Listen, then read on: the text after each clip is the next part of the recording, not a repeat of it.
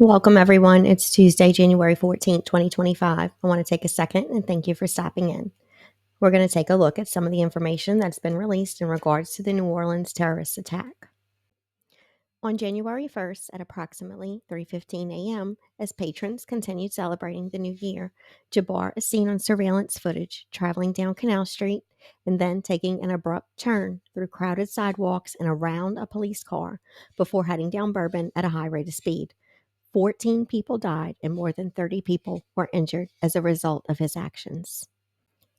After crashing into equipment in the roadway, Jabbar exited the vehicle where he began shooting at police, resulting in his death. The terrorist, Shamsad Din Jabbar, was a 42-year-old U.S. born citizen. He was a U.S. Army veteran who was living in Houston, Texas. Jabbar's brother told CBS News that in the year leading up to the attack, his brother seemed to grow increasingly devout. He observed changes in Jabbar's lifestyle, such as removing tattoos, gave up alcohol, and began dressing more modest. None of this was really concerning to the family at the time. Jabbar attended Georgia State University from 2015 to 2017 and held a real estate license until 2023. Prior legal issues include driving under the influence, driving without a license, and theft. Jabbar had been married and divorced 3 times, and records indicated that he may have been having financial difficulties. Prior to the attack, he visited New Orleans in October and November of 2024.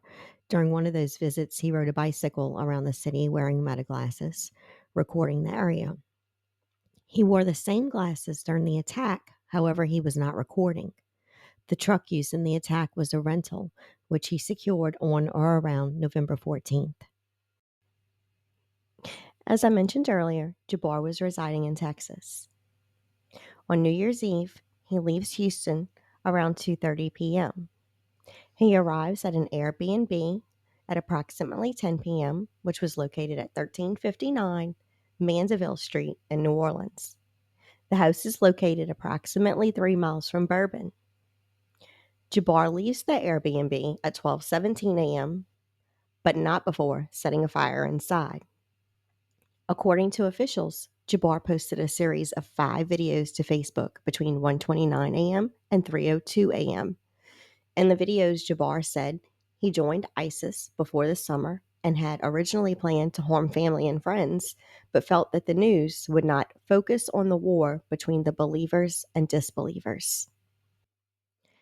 Jabbar is seen on surveillance video placing 2 ice chests with IEDs on different sections of Bourbon Street. The first being placed at approximately 1:53 a.m. close to the intersection of St. Peter and Bourbon. The second being placed at 2:20 a.m. near Toulouse and Bourbon. Shortly thereafter, 3:15 a.m., Jabbar is seen turning onto Bourbon Street to carry out the attack. Okay, I just slowed this video down and replayed it. It appears he's at the very end, when he's dropped off the second ice chest, it appears that he's waving to someone across the street. I haven't heard anyone else mention this. I just noticed it, and I am wondering what you guys think.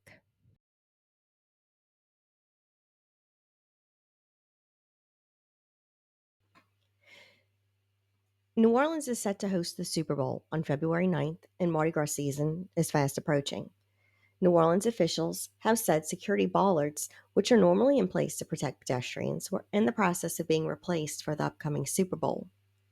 However, New Orleans was set to host the Sugar Bowl the night of January 1st, which was later rescheduled for January 2nd. In a clip from local news station WDSU, in 2017, the city spent $40 million on systems to protect visitors of New Orleans. Installed back in 2017, the Bourbon Street bollards grew out of tragedy, notably the 2016 deadly terrorist attack in Nice, France, when a man who claimed to be part of the Islamic State killed 86 and injured over 400 others when he plowed a large truck down a pedestrian mall. After 2 o'clock in the morning in the city. That prompted then New Orleans Mayor Mitch Landrieu to act, spending $40 million on upgrades unveiled in 2017. Vehicle attacks on pedestrians are becoming all too common across the country, but also across the world. Aaron Miller served as the city's Homeland Security Director back then. As we go through events like French Quarter Festival, as we go through Mardi Gras, we'll be able to implement additional security measures. The plan cost $40 million and was financed by state, city, and federal funds. It includes bollards on Bourbon, archer barriers to protect the sidewalks, and cameras all over the quarter. When you go on Bourbon Street now, everything that you do will be seen. This event. Since Landrieu left office in 2018, the city has had 4 different full and acting NOPD superintendents. And the latest, Ann Kirkpatrick, has been on the job just over a year with little institutional knowledge of the city's history. Let's take a moment to learn a little about NOPD Superintendent Ann Kirkpatrick. Before coming to New Orleans in November of 2023, she served as Chief of Police in the cities of Oakland and Spokane. She was appointed by New Orleans Mayor LaToya Cantrell and has been in her position for almost 14 months. Here's a look at what she's done. The rats eating our marijuana, they're all high.